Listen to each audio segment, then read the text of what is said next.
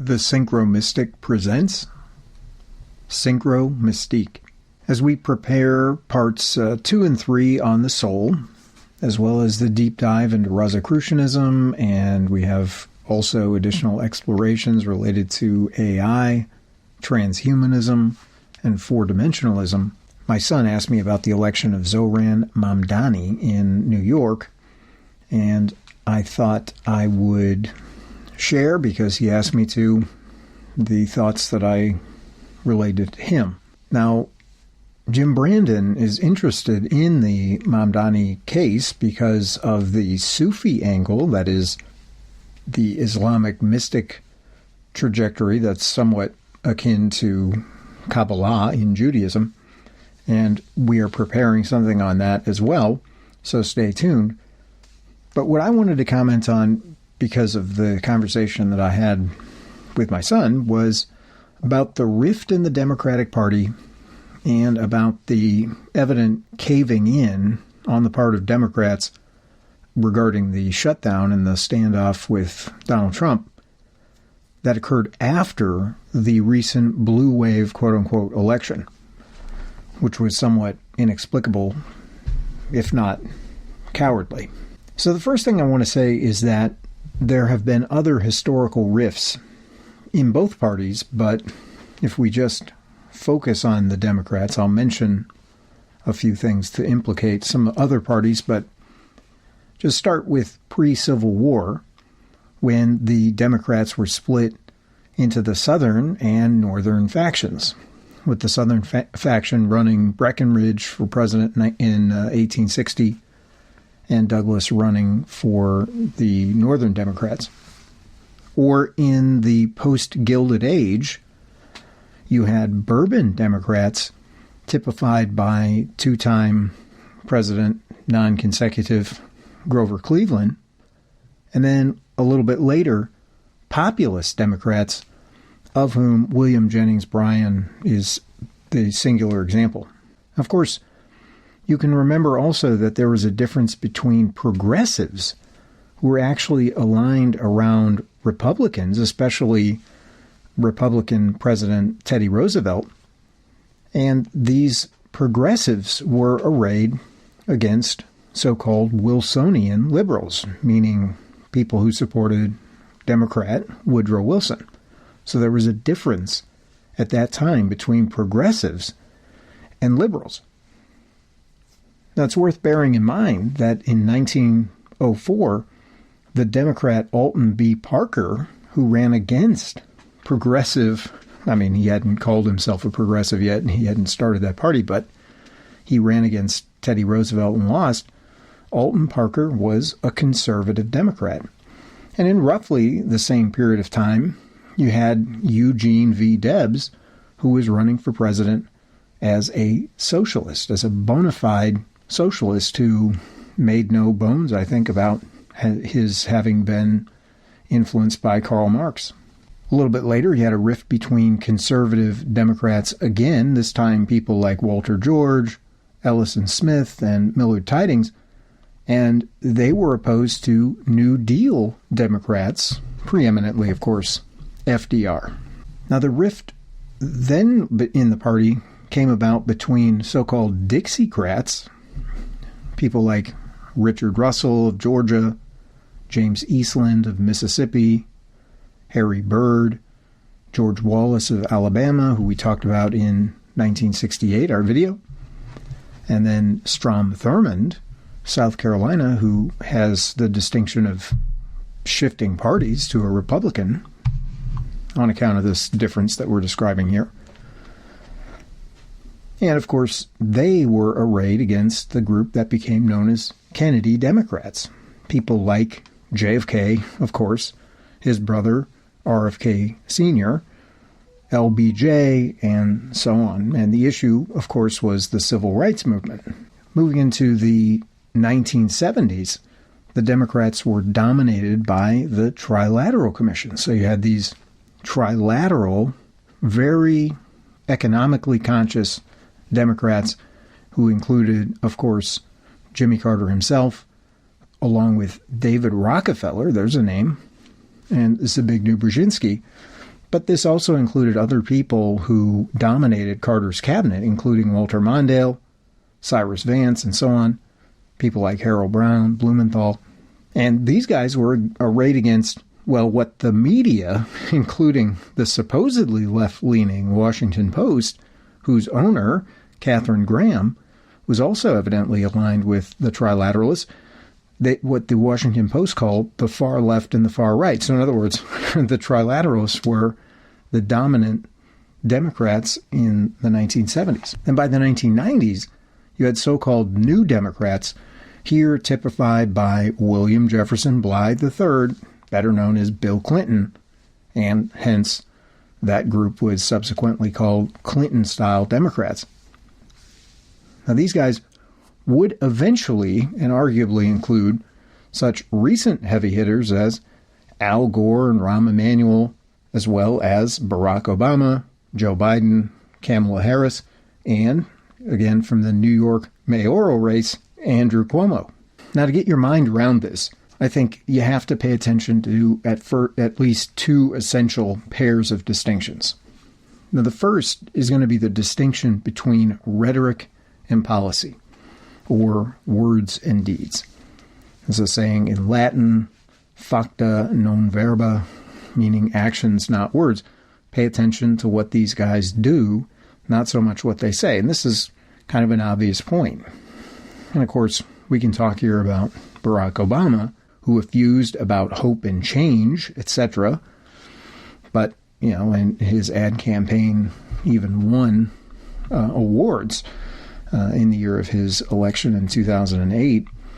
But these ad slogans and sound bites amounted to very little in terms of what was actually hoped for, and in other words, had nothing, virtually nothing to do with his policies, which in the case of Obama, he continued various policies of his Republican predecessors, things like the Troubled Asset Relief Program, TARP, his bailout of General Motors and Chrysler, and don't forget that it was Obama's Energy Department that floated almost $500 million, some $460 million, to Elon Musk, not to start Tesla, but to certainly give it a huge artificial boost. And all of that was under the auspices of Obama's so-called Clean Energy Initiative, circa 2009 to 2010. And this is not to mention Obama's continuation of Bush-era, or his expansion of Bush-era so-called anti-terrorist policies, things like his drone assassination campaign, Stuxnet, which attacked Iranian nuclear facilities, their development of centrifuges and so on, along with the Israeli intelligence. Now, the second distinction, so the first is rhetoric versus policy. The second one is, let's call it economic policy. We have to distinguish from policies that have to do with, say, identity politics, or if you like, social policy. But we have to understand here that social policy sometimes is used to refer to economics, and that's not the way I mean it here. Even though some issues plausibly kind of blur the line or straddle the fence there, such as immigration and wage scale sorts of issues. But what I have in mind with identity issues would be things like cultural issues, focusing on disabilities, ethnicity, gender, race, religion, sexual orientation, so on. And that's a rather narrow spectrum. But by economic issues, I basically mean, just in general terms, questions about how money is appropriated and spent at a federal level. So, for example, take again Elon Musk's close to $500 million loan, or whatever you want to call it, from the federal government. Did Americans vote on the issue of how to spend that money? No. Well, who decides these sorts of things? And consider this, and just in general terms. Under our current setup, lobbyists influence these questions considerably more than any individual Americans, and certainly a lot more than our supposed vote, which amounts to little more than just sort of like selecting our candidate every 4 years. And it tends to be that corporations have large lobby groups, and it tends to be that the largest corporations have the most say-so.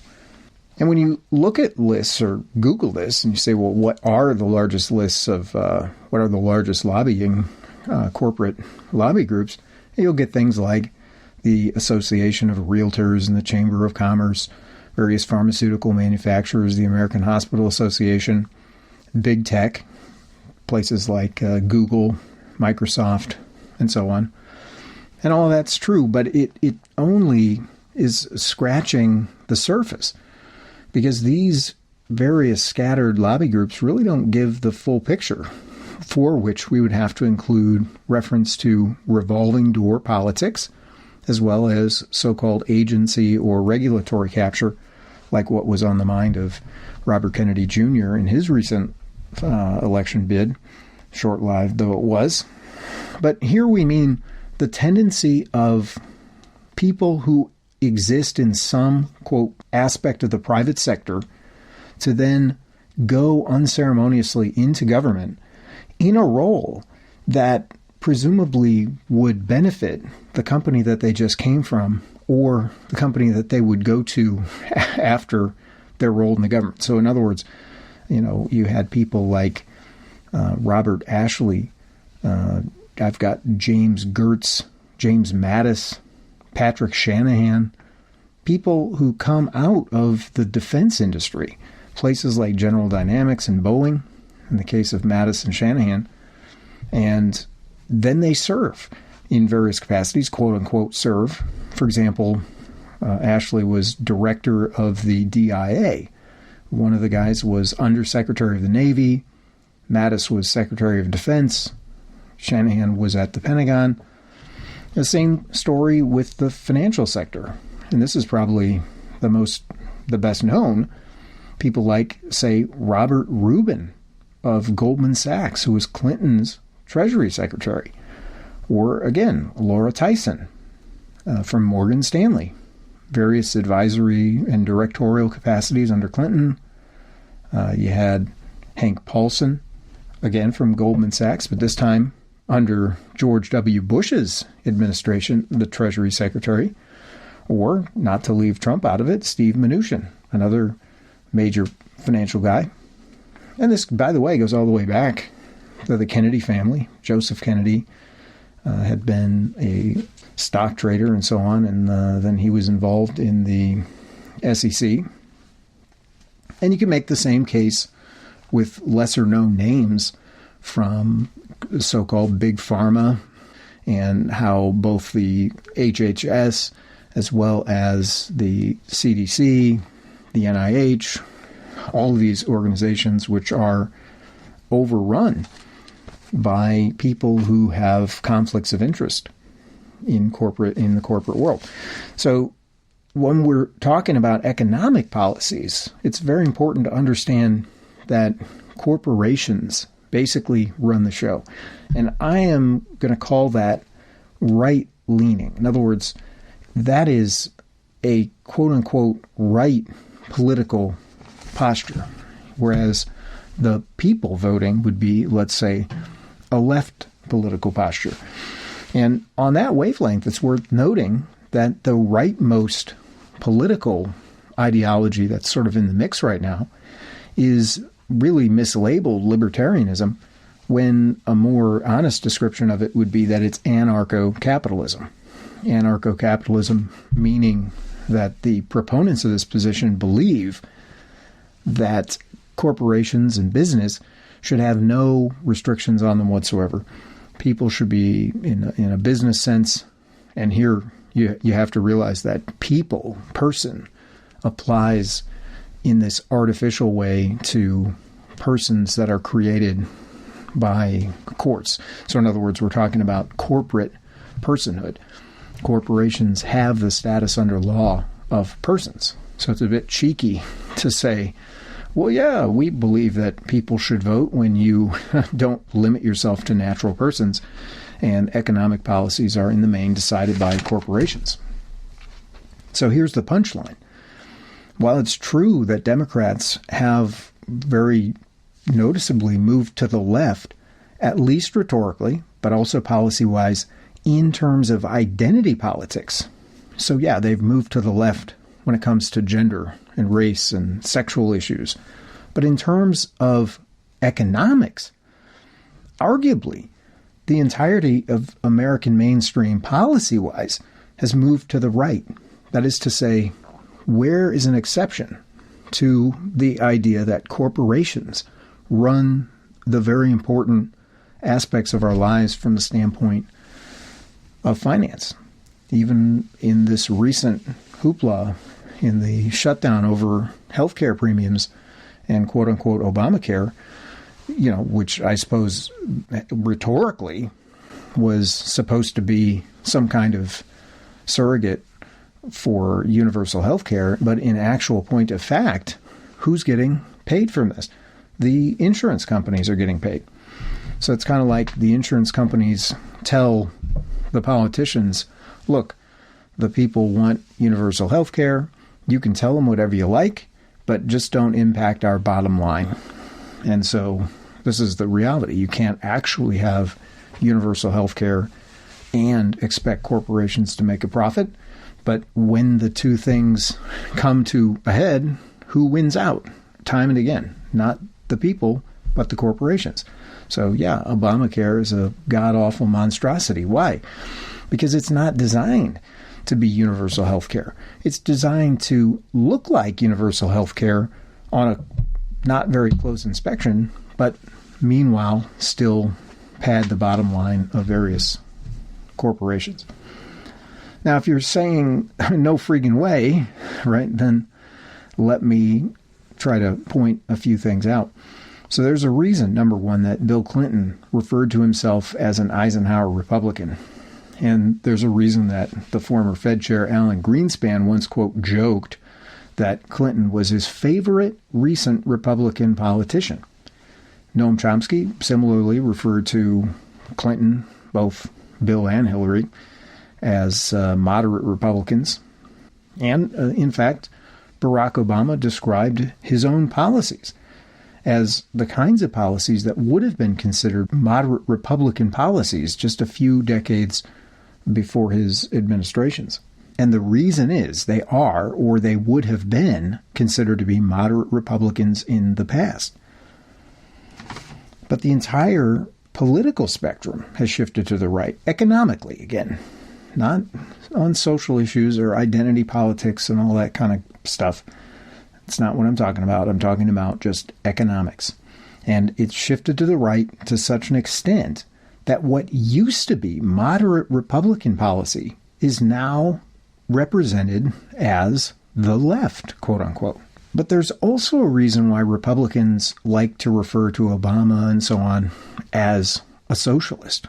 And it seemed to Noam Chomsky that this reason is related to why Bernie Sanders refers to himself as a socialist, even though his policies are basically those of an FDR-era New Deal Democrat. And FDR, of course, in his time period was also labeled or derided as a socialist or even a communist.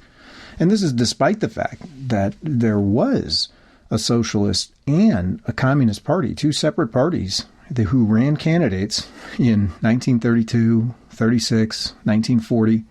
Socialists, again, ran a candidate in 1944, though the communists didn't. But the point is, you had bona fide socialist communist candidates, and yet, their appeal and their impact was marginal, maybe 1-2% or something like that, if that, of the vote. So to get at the reason why FDR and Obama, and by the way, this isn't an endorsement. I want you to understand this is just an analysis. But I think the reason why their policies are labeled socialist gets at or requires us to think about a couple of further things. One of them goes all the way back to Aristotle and to the founding father James Madison. And again, I'm drawing from Chomsky, where Chomsky observed that both Aristotle and Madison noted the following problem, quote unquote, with democracy. And here, let's just define democracy very simply as letting ordinary people have a say about whatever. So now, suppose you have a disparity of wealth in some society. If you let ordinary people have a say about that, then what are they going to do? Well, naturally, they'll recommend some ways of evening the inequality. They want to get rid of the inequality. This is what would happen naturally if you have a wealth disparity and democracy. So Aristotle thought, and this is Chomsky's gloss, that then to have a democracy, you needed to have what we nowadays would call, disparagingly, a welfare state. You'd have to have some way of guaranteeing that people have, not wild wealth inequalities. Anyway, some people aren't starving, say, while, we're almost, at the first trillionaire in world history or something. So Madison, though, went a different way. And he concluded, basically, that you just shouldn't give ordinary people a say. And it's quite striking that you can see this, the debate over the Constitution that occurred in the early Republic. And this is actually online at the Avalon Project from Yale University, if you want to check the text. But during the debate, Madison advised that a principal concern of government should be to, quote, protect the minority of the opulent against the majority, where opulent, of course, means the wealthy. But here's the point. The impulse to even a wealth disparity through voting is a corollary of robust democracy, according to Aristotle and Madison. And this was characterized as such by both of these philosophers who preceded Karl Marx. And in the former case, Aristotle preceded Marx by 2,200 years? So the point is, the impulse to even a wealth inequality has nothing to do on its face with Marx. What it has to do with is when you're starving and you have no money to pay for groceries, you want something to change. And if you have a voice in the government, clearly you would use your voice to try to affect that change. I think it's as simple as that. Now, if you're in the opulent minority, of course, then you have a real incentive to either restrict democracy or to mischaracterize the situation, or both. And you might restrict democracy, for example, by trying to limit it to a multiple choice test given to people every 4 years, like we seem to have here. Who do you want? the R guy or the D guy? Just you mark your choice down and things proceed apace. Now, one way to mischaracterize the situation, would be to say, define democracy in such a way as to suggest that it should only apply to, quote, politics. Like, you can't apply it to economics. No, of course not. Because why? Well, because economics is the province of the fabled free market. And if you start butting your nose into it, you're going to cause all kinds of mischief. So on the latter strategy, for instance, we're supposed to believe that Boeing and General Dynamics, Lockheed, Northrop, and the like, they're successful businesses because of Adam Smith's hidden hand, not because defense spending, quote unquote, is paid for by a boatload of your tax dollars. It also has nothing to do with the fact that once these companies have manufactured their fighter jets, missiles, and the like of that the U.S. government guarantees them a market, meaning that the companies don't build anything unless they have in advance a written guarantee from the, say, Army or Air Force that it's going to buy their weapons, and you can throw Israel into that, I'm sure, as well, which is another reason for perpetual war machine, or as they're calling it, the forever wars, is because it enriches the defense sector. And how does it enrich the defense sector? Well, because of the free market?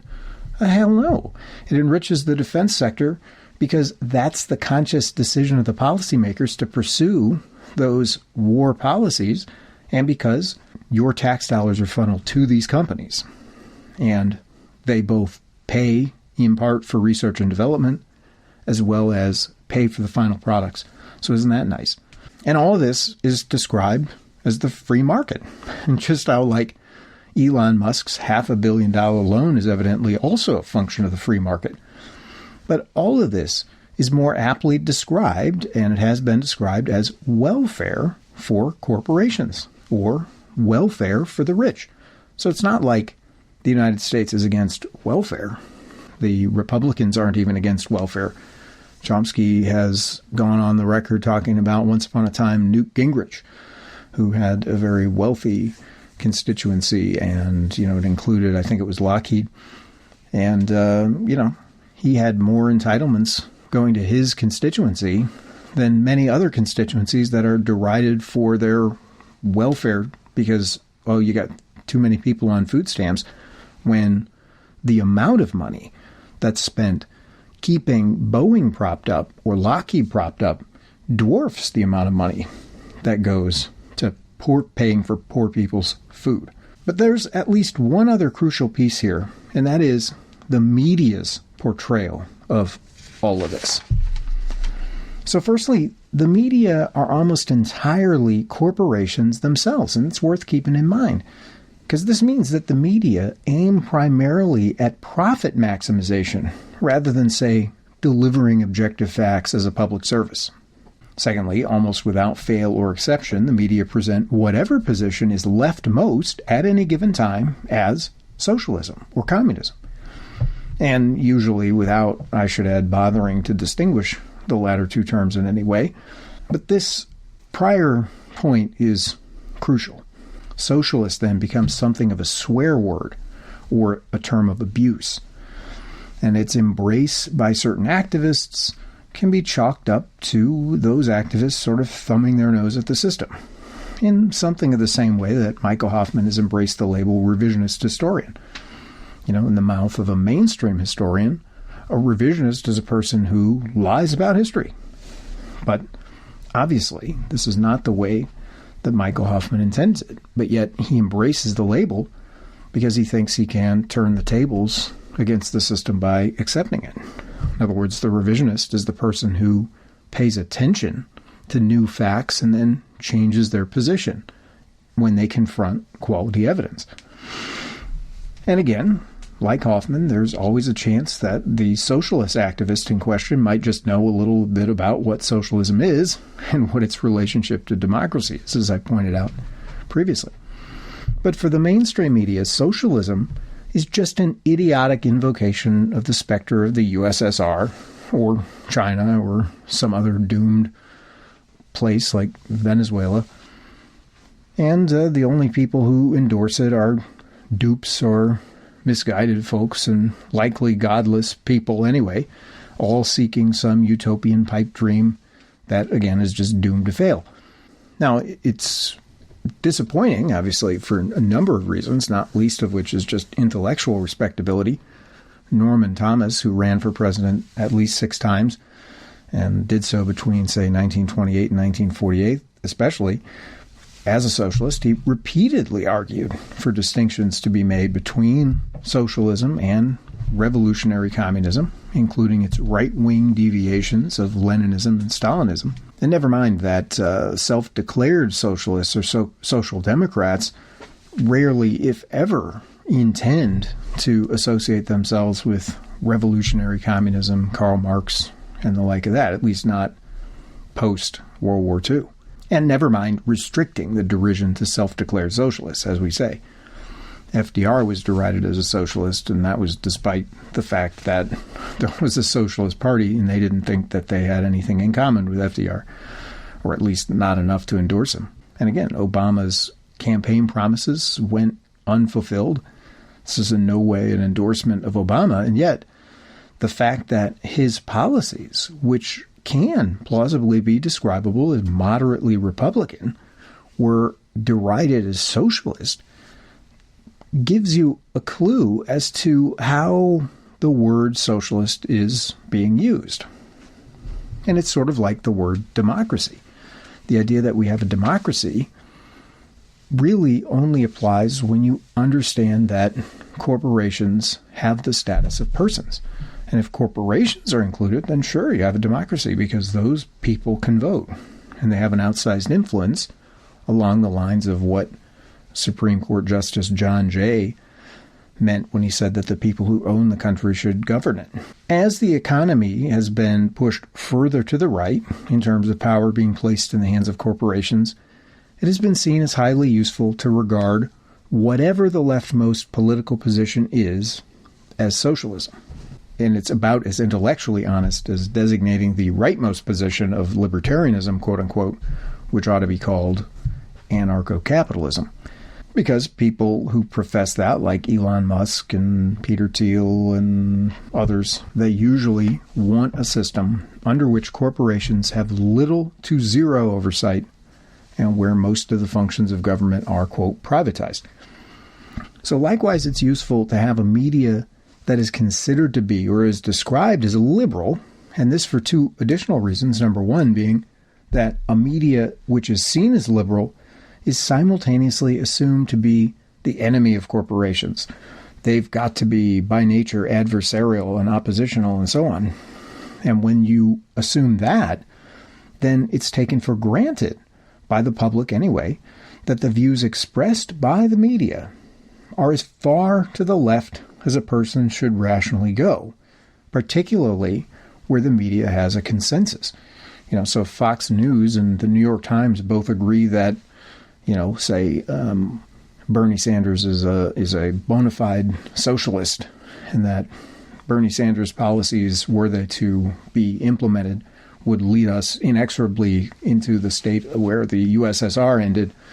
Well, then people start thinking, boy, New York Times and Fox News, they're usually at each other's throats, but they both agree. Or in the recent New York mayoral election, which was kind of trumpeted nationwide, people like Andrew Cuomo, the career and familial dynastic Democrat with all the corporate backing, warned about Mamdani and his connections, radical connections to Hamas and Islam and so on, and how he's always, going to bring communism or whatever.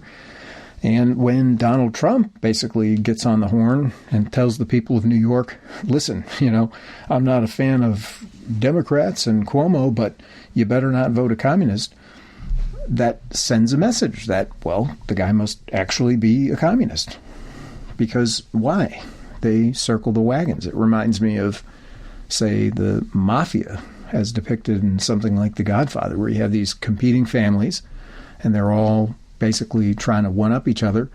But if the police come around, then they circle the wagons, and at least they're friendly for a brief period of time, unless they think they can, undercut the other one and gain some advantage. But the point is, here you have Republicans and Democrats, both the party of business, and they're protecting business interests. And somebody who is a genuine threat to business interests is the person that they're trying to exclude from serious consideration as a candidate. Now, there's a further piece of history here, and that is the Central Intelligence Agency's promotion of various so-called Marxists. And here I'm thinking of people like Theodore Adorno, Max Horkheimer, and Herbert Marcuse during the 1960s and following. Now, why would the CIA endorse a Marxist domestically? And the thing is, if you look at the kind of Marxism that these guys were articulating, the answer is pretty evident. It is that this kind of Marxism from this Frankfurt group was not inimical to our fabled way of life. Why? Well, because these Marxists had an important and peculiar feature. So unlike earlier Marxists, like Karl Marx, they didn't put emphasis on getting rid of capitalism. They did not. They had made their peace with capitalism. So capitalism's bad, sure, but basically they would say that the cure here conceded to be a USSR-style socialism. The cure is worse than the disease. So in other words, to somebody like Herbert Marcuse or Theodore Adorno, they were, okay, capitalism is dysfunctional, but it's the lesser of two evils. So if this is what's passing for Marxism, it's much better for the corporate elites than the old-style Marxism. And so what did these neo-Marxists talk about instead? Well, guess what? Cultural critique. So they were the ones who gave rise to such fields as gender studies, critical race theory, LGBTQ plus movements, etc., etc.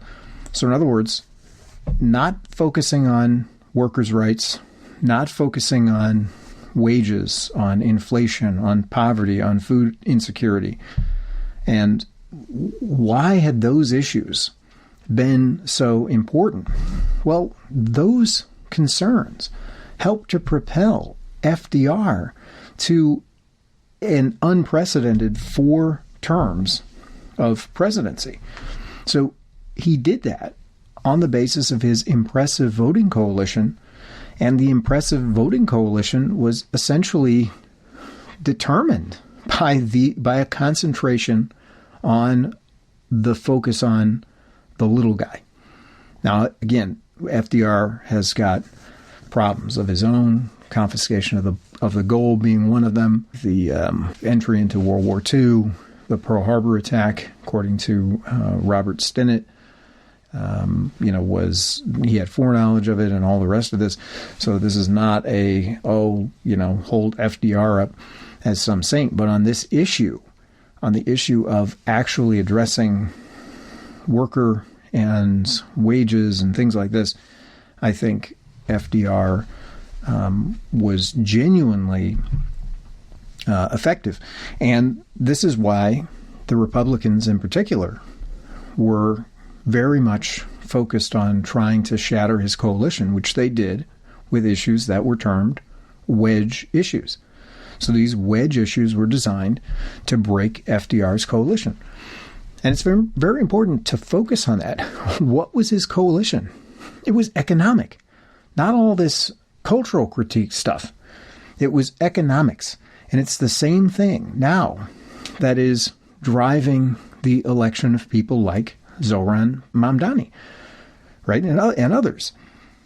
So, again, for decades, mainline Democrats, so-called, were those politicians in rhetoric who embraced a progressive pole of the wedge issues, but who, like the trilateralist Carter or the Eisenhower Republican Clinton or the moderate Republican Obama, were perfectly harmless to corporations, despite their rhetoric. All the hope and change and Obama talking about Wall Street and trying to help Main Street people get a fair shake, that's what got him elected. But what did he do? He appointed a Goldman Sachs functionary to the Treasury Department. Oh, well, wow. That's a lot of a change, isn't it? Same story with basically every other name that we could give here. So Clinton declared that the era of big government was over, and he was a Democrat. And it was Clinton, by the way, who massively downgraded the previous welfare system, which was, aid to families with dependent children. He downgraded that to the temporary assistance for needy families. And that latter program placed numerous further, conditions on eligibility. It had expirations, time limits. It required that, say, single mothers, for instance, hold down 9-to-5 jobs. There's all kinds of stuff, and we can talk about the cultural ramifications, but the fact is the older welfare program, which had been in place since 1935, was a bona fide guaranteed entitlement program for all those who were eligible. Now, fast forward again, like I say, to 2025, and look at a Democrat like Chuck Schumer and just contrast him with somebody like Mamdani. So a quick Google search informs me that Schumer's major donors include folks from Goldman Sachs, Citigroup, Blackstone, private equity group, as well as Alphabet Incorporated, the massive company that owns Google. And so, Bernie Sanders, when he ran in 2016, which Chomsky characterizes as a wildly successful campaign, despite the fact that he had virtually no corporate funding, no corporate advertising, no media support. Now, of course, the media sort of came around to Bernie after he had been voted off the ticket. Once Clinton was the candidate, then the media was friendly to Bernie Sanders, but not before. But this year, economic realities are quite grim for a lot of people. According to the Breaking Point's commentator Sagar Enjeti, 42 million people receive food stamps. So if those people receiving their benefits are in jeopardy during the government shutdown, then they're just confronted with the cold, hard realities of economics. You don't need to rely on political messaging in cases like that to get people to pay attention to economic issues. They're faced with economic issues when they open their refrigerators or go to the grocery store. And apparently, people blame two main groups. On the one hand, Trump and the Republicans, and on the other hand, Schumer and the various new-style, Clinton-style Democrats. In other words, you don't get relief from either of the two parties. The evidence for this is the election of people like Zohran Mamdani, who was opposed, by the way, again, by the Clinton Democrat Andrew Cuomo. Cuomo, part of a New York political dynastic family with all the corporate money he could want, and he had his hat handed to him twice, first in the primary and then in the election when his corporate sponsors wanted to presumably retain or save or try to recover their investment, and ran him again as an independent, and he lost a second time. And that was even after Donald Trump linked his voice to the already loud chorus, calling Mamdani a self-proclaimed social democrat or democratic socialist. They called Mamdani a Marxist, communist, etc. What Trump said to the people of New York, you better not vote a communist, basically insinuating that he would cut some kind of federal funding for New York City. Now, presumably, people are now less interested in arcane cultural critiques when they're concerned about paying healthcare premiums, gassing their cars, or putting food on the table. So why did Schumer seemingly authorize or wink at the recent Democratic acquiescence to Trump following the victory of people like Mamdani? I mean, you'd think that after this election with the blue wave and so on, that the Democrats would have the momentum. But he decided to cave in, and evidently the terms that were agreed to were the same as would have been agreed to 3 weeks ago. Except now people are in a more precarious situation than they were. Possibly there's been some loss of life in the interim, and for what? For evidently no gain whatsoever. Of course, I know that Mamdani and Schumer are at different levels of government, but I think you could suppose that for all his opportunistic rhetoric, people like Schumer are simply concerned with their true constituency, that is, their corporate or their donor class. And here's the really sobering thing.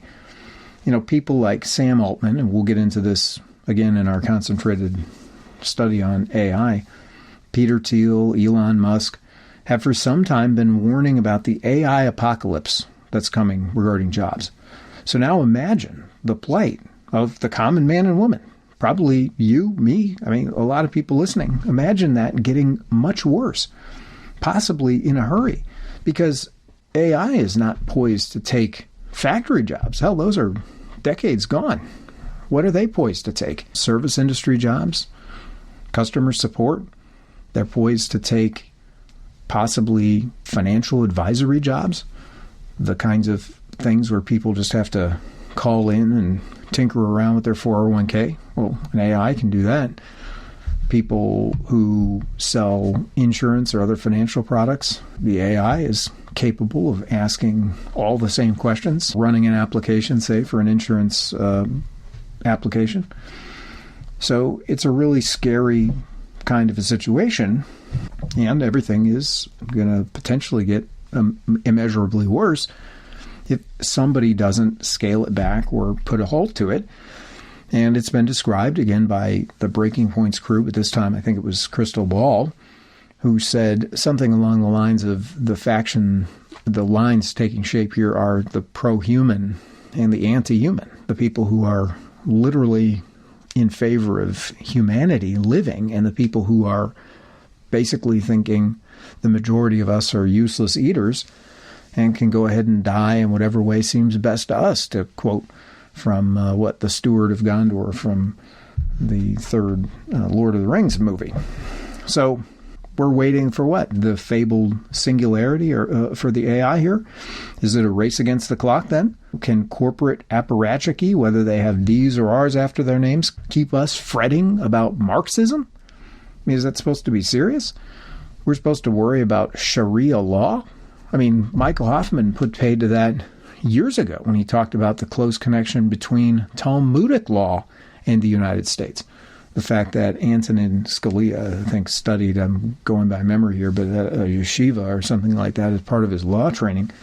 The fact that the Supreme Court has for years been made up of Catholics and Jews. We don't fret about the close connection between Talmudic law and the American Republic. That would be an actual concern, which has real-world implications, particularly for the ongoing genocide in Gaza. I mean, Sharia law? Are we joking here? But all the while, the corporations are just expanding their control over everything and buying up all the squares on the monopoly board. And once again, if they roll out AI and crater the job market, then even in principle, at that point, people might finally say, our lives are absolute garbage, and what? Look for the next candidate, but will we survive? I mean, if it's 4 years or 2 years or whatever until the next major election, if AI craters jobs and we have additional pressures regarding food and so on, I mean, a lot of people aren't going to make it to the next election. That will reduce the voting power.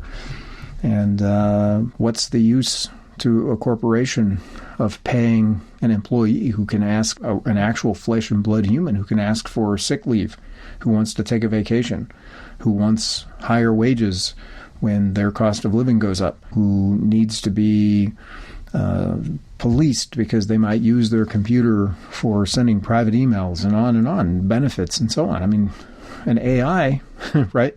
Now, the companies that provide the AI are almost certainly going to require companies to pay subscriptions. They're not going to just give them AIs unless they develop them in-house themselves. But the amount of money that they would save by relying on an AI as opposed to paying a human being is seemingly their concern, since, as Milton Friedman said, the social responsibility of business is to maximize profits. That's the end-all, be-all for them.